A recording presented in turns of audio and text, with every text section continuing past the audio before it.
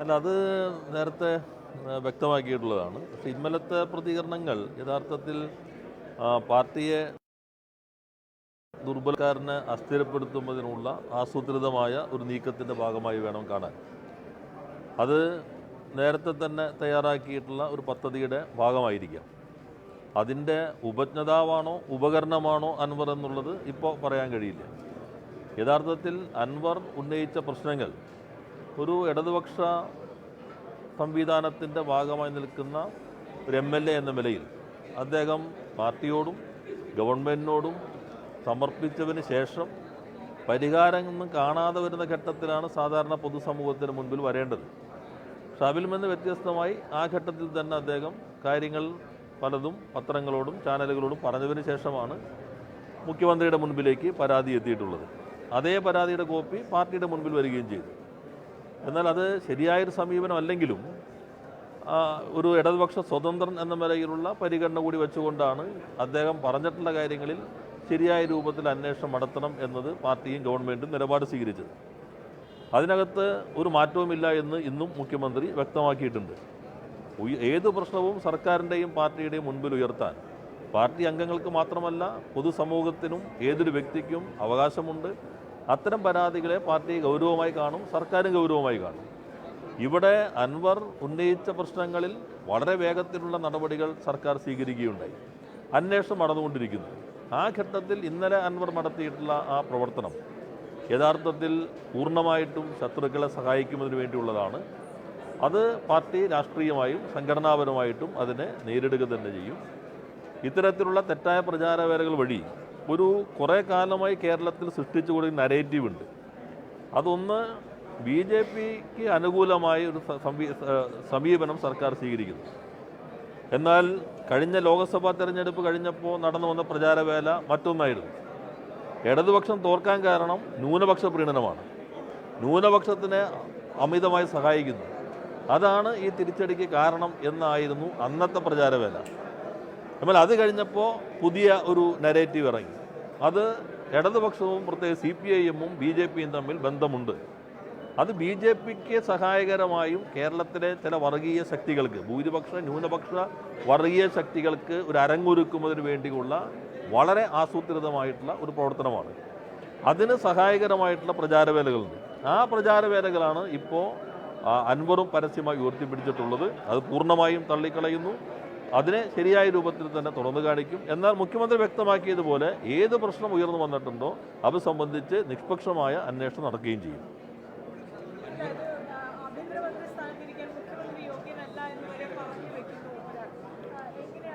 അത് ഞാൻ നേരത്തെ പറഞ്ഞല്ലോ. അത് മാത്രമല്ലല്ലോ, അൻവർ ഇന്നലെ പറഞ്ഞ കാര്യങ്ങൾ പൂർണ്ണമായും തള്ളിക്കളയുന്നു.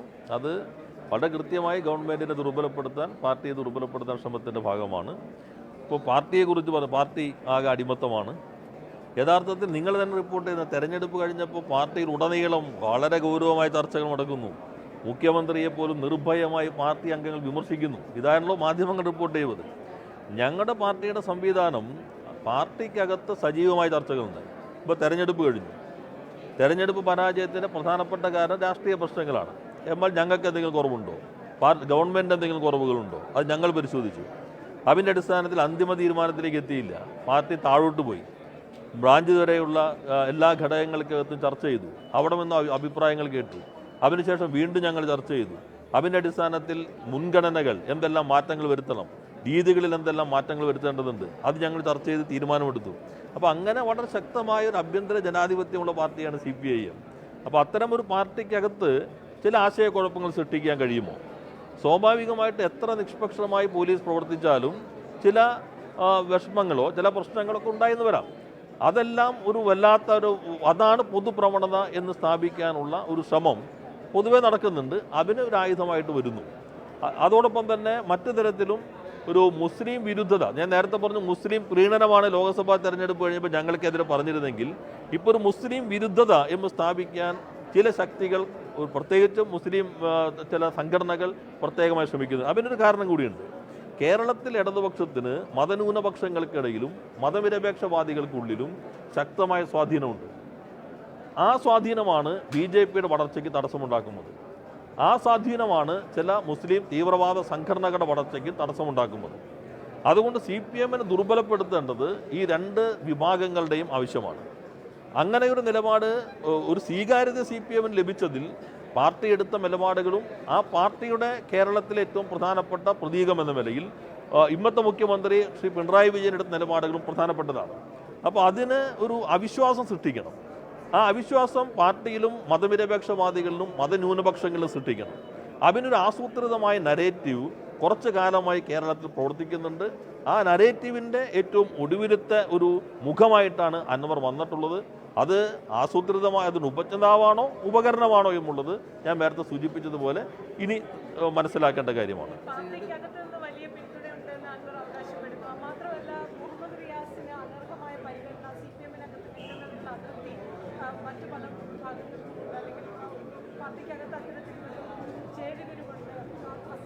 അത് അദ്ദേഹം ഈ പാർട്ടിയുടെ അകത്തൊരിക്കലും വന്നിട്ടില്ലല്ലോ. അതുകൊണ്ട് ഈ പാർട്ടിയുടെ പ്രവർത്തന രീതികളെക്കുറിച്ച് മനസ്സിലാകാത്തതുകൊണ്ടാണ്. മുഹമ്മദ് റിയാസ് വിവാഹം കഴിച്ചതിനോടുകൂടി അതിനു മുൻപുള്ള അദ്ദേഹത്തിൻ്റെ രാഷ്ട്രീയ ജീവിതവും പോരാട്ടവും എല്ലാം റദ്ദാക്കപ്പെടുമോ? അത് കേരളത്തിൻ്റെ എല്ലാ സമൂഹവും കണ്ടിട്ടുള്ള കാര്യമാണല്ലോ. പാർട്ടി എല്ലാ വശങ്ങളും പരിഗണിച്ചുകൊണ്ടാണ് ഓരോ കേഡർക്കും ഓരോ ഉത്തരവാദിത്വം ഏൽപ്പിക്കുന്നത്. അതെല്ലാം ഞങ്ങൾ പാർട്ടി പ്രവർത്തനത്തിൻ്റെ ഭാഗമായി ഏൽപ്പിക്കപ്പെടുന്ന ഉത്തരവാദിത്തങ്ങൾ മാത്രമാണ്. മന്ത്രിയാകുന്നതോ അല്ലെങ്കിൽ പാർട്ടി ഘടകങ്ങൾക്കകത്ത് വരുന്നതോ മറ്റു ചുമതലകൾ വഹിക്കുന്നതെല്ലാം ഓരോ പാർട്ടി അംഗം അദ്ദേഹത്തിൽ അർപ്പിക്കുന്ന ഉത്തരവാദിത്തങ്ങളാണ്. ആ ഉത്തരവാദിത്തം നിർവഹണം കൂട്ടായി തന്നെ തീരുമാനിക്കുന്നതാണ്. ഏതെങ്കിലും ഒരാളുടെ താല്പര്യങ്ങൾക്കനുസരിച്ചല്ല പാർട്ടി പ്രവർത്തിക്കുന്നത്. എല്ലാ കാര്യങ്ങളും കൂട്ടായി ചർച്ച ചെയ്തുകൊണ്ടാണ് പാർട്ടി തീരുമാനങ്ങളിലേക്ക് എത്തുന്നത്.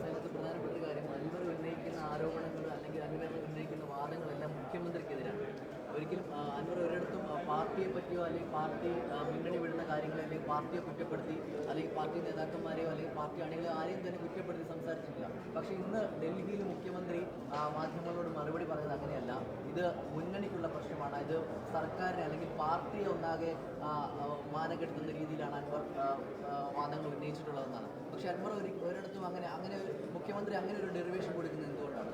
അതിലൊന്ന് ഇപ്പം ഞാൻ ആദ്യം തന്നെ പറഞ്ഞല്ലോ, പാർട്ടിയെ ദുർബലപ്പെടുത്താനുള്ളതാണ്. അതുതന്നെയല്ലേ പാർട്ടി സംസ്ഥാന സെക്രട്ടറിയും പറഞ്ഞത്. അതുതന്നെയാണ് നേരത്തെ LDF കൺവീനർ വ്യക്തമാക്കിയത്. പാർട്ടിയിൽ നിന്ന് വേറിട്ടുമെന്ന് പിണറായി വിജയൻ എന്നൊരു വ്യക്തിയില്ലല്ലോ. പിണറായി വിജയൻ എന്നുള്ളത് കേരളത്തിലെ പാർട്ടിയുടെ ഏറ്റവും പ്രധാനപ്പെട്ട മുഖമാണ്. ഞങ്ങളെല്ലാവരും പാർട്ടിയുടെ പ്രതീകങ്ങളാണ്. ഏറ്റവും പ്രധാനപ്പെട്ട മുഖത്തെ, നേതൃത്വത്തെ ആക്രമിക്കേണ്ടത് പാർട്ടിയെ ദുർബലപ്പെടുത്താൻ ശ്രമമാണ്. അപ്പോൾ അതിൽ ആ രൂപത്തിൽ ഇപ്പോൾ പാർട്ടിയെക്കുറിച്ച് എന്താ പറഞ്ഞത്? കമ്മ്യൂണിസ്റ്റ് പാർട്ടി ഈ രൂപത്തിലാണ്, അടിമത്തമാണെന്ന് പറഞ്ഞ പാർട്ടിക്കെതിരാണ്. ഈ പാർട്ടി അങ്ങനെയാണോ പ്രവർത്തിക്കുന്നത്? പാർട്ടിയുടെ നിലപാടുകൾ രൂപം കൊള്ളുന്നത് എങ്ങനെയാണ്? അതിൽ അദ്ദേഹം ഇപ്പോഴത്തെ സമീപനം, ഞങ്ങൾ പരമാവധി അതിനകത്ത് പോകാൻ ഓരോരുത്തരും പാർട്ടിയോടൊപ്പം, മുന്നണിക്കൊപ്പം, മതനിരപേക്ഷ രാഷ്ട്രീയത്തോടൊപ്പം നിലകൊള്ളണം എന്ന നിലപാടാണ് ഞങ്ങൾക്കെല്ലാം ഉള്ളത്. അതുകൊണ്ട് തന്നെ ആദ്യഘട്ടത്തിൽ പറഞ്ഞല്ലോ, സാധാരണ പാർട്ടിക്കൊപ്പം നിൽക്കുന്ന ഒരാൾ പരസ്യമായ നിലപാട് സ്വീകരിക്കുന്നതിന് മുൻപ് പാർട്ടിക്കകത്തും അല്ലെങ്കിൽ ഗവൺമെൻറ്റിനൊപ്പമോ അത്തരം കാര്യങ്ങൾ കൊണ്ടുവരേണ്ടതാണ്. എന്നാൽ അങ്ങനെയല്ല ഞങ്ങൾ സ്വീകരിച്ചത്. ഇപ്പോൾ നോക്കൂ, അദ്ദേഹം പറഞ്ഞ പ്രശ്നങ്ങൾ അന്വേഷണം അടക്കല്ലേ. ചില മടപടികൾ, ചില തെളിവുകൾ വന്ന പ്രശ്നത്തിൽ ചില മടപടികൾ വന്നല്ലോ. ഇപ്പോൾ ഒരു ടെലിഫോൺ സംഭാഷണം, ആ ചെയ്ത രീതി തെറ്റാണ് എന്ന് മുഖ്യമന്ത്രി പറയുമ്പോൾ തന്നെ ആ സംസാരത്തിൽ പെട്ടാൾക്കെതിരെ നടപടി സ്വീകരിച്ചല്ലോ. അതോടൊപ്പം തന്നെ അവിടുത്തെ പോലീസ് സംവിധാനത്തെക്കുറിച്ച് ചില കാര്യങ്ങൾ പറഞ്ഞപ്പോൾ തുടർ സമീപനങ്ങളുണ്ടായല്ലോ. മറ്റു കാര്യങ്ങൾ അന്വേഷിച്ചുകൊണ്ടിരിക്കുന്നു. ഒരു കാര്യം നിങ്ങൾ മനസ്സിലാക്കേണ്ടത്, നേരത്തെ മുഖ്യമന്ത്രി വ്യക്തമാക്കിയത് വളരെ ശരിയായ നിലപാടാണ്. ഒരു ആരോപണം വന്നാൽ അതിൻ്റെ അടിസ്ഥാനത്തിൽ നടപടിയിലേക്ക് പോകാൻ കഴിയില്ല. എന്നാൽ ആരോപണം നിഷ്പക്ഷമായി അന്വേഷിക്കും. അതിൽ കുറ്റക്കാരനാണെന്ന് തെളിഞ്ഞാൽ ആർക്കും ഒരു സംരക്ഷണം ഉണ്ടാവില്ല. എന്ന് മാത്രമല്ല, ഇപ്പോൾ ഇങ്ങനെ മതി എന്ന് പറയുന്ന ആളുകൾ തന്നെ ചില ഘട്ടങ്ങൾ നമ്മുടെ മുൻപിലുണ്ടല്ലോ.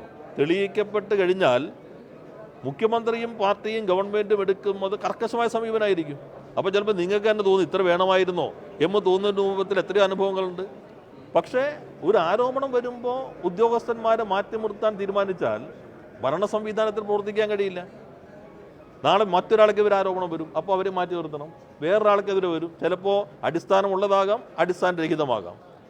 പക്ഷെ അന്വേഷണം ഏത് ആരോപണം വന്നാലും പ്രഥമദൃഷ്ട്യാ ഒരു പരിശോധന നടത്തണം. പ്രിമാ ഫേസി കേസുണ്ടെങ്കിൽ വിശദമായ അന്വേഷണത്തിന് പോകും. അന്വേഷണത്തിൽ കുറ്റക്കാരനാണ് തെളിഞ്ഞാൽ ഒരു തരത്തിലുള്ള പരിഗണന എത്ര ഉന്നതനായാലും ലഭിക്കില്ല എന്ന കാര്യം വ്യക്തമാക്കി കഴിഞ്ഞു. അത് ഇപ്പോൾ ശ്രീ അൻവർ ഇത്തരം പ്രകോപനപരമായ കാര്യങ്ങൾ പറഞ്ഞാൽ പോലും അത് അന്വേഷണത്തെ തടസ്സപ്പെടുത്തുന്നതിന് സമീപനമല്ല സ്വീകരിക്കുക. നിഷ്പക്ഷമായി എല്ലാ വശവും ഗവൺമെൻറ് അന്വേഷിക്കും.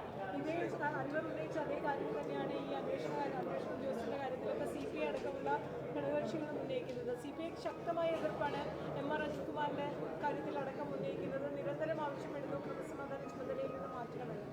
അല്ല, അതിപ്പോൾ ഇന്നലെ മന്ത്രി രാജൻ തന്നെ വ്യക്തമാക്കിയല്ലോ. അവൻ റിപ്പോർട്ട് വന്നിരിക്കുന്നു. ആ റിപ്പോർട്ടിൻ്റെ അടിസ്ഥാനത്തിൽ ഞങ്ങൾ കാണുമ്പോൾ ആവശ്യമായ നടപടി സ്വീകരിക്കും.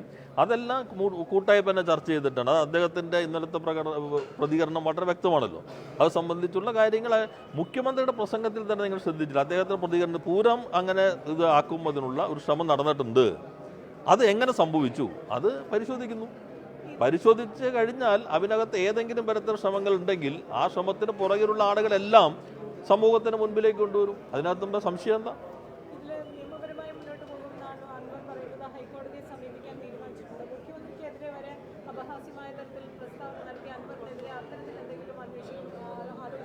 ഇല്ല, അതാണല്ലോ മുഖ്യമന്ത്രി തന്നെ പറഞ്ഞു. എത്ര പ്രകോപനപരമായിട്ട് പറഞ്ഞിട്ടും അദ്ദേഹം ഞാൻ കണ്ടില്ല, ഇപ്പോൾ പരിപാടിയിലായിരുന്നല്ലോ.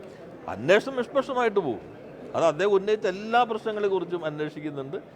ഗവൺമെൻറ്റിൻ്റെ മുൻപിൽ വന്നിട്ടുള്ള പ്രശ്നങ്ങളെല്ലാം സർക്കാർ നിഷ്പക്ഷമായിട്ട് അന്വേഷിക്കും.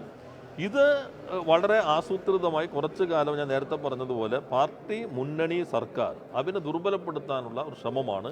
അതിനെ പാർട്ടി ഒറ്റക്കെട്ടായി രാഷ്ട്രീയമായി തന്നെ നേരിടും.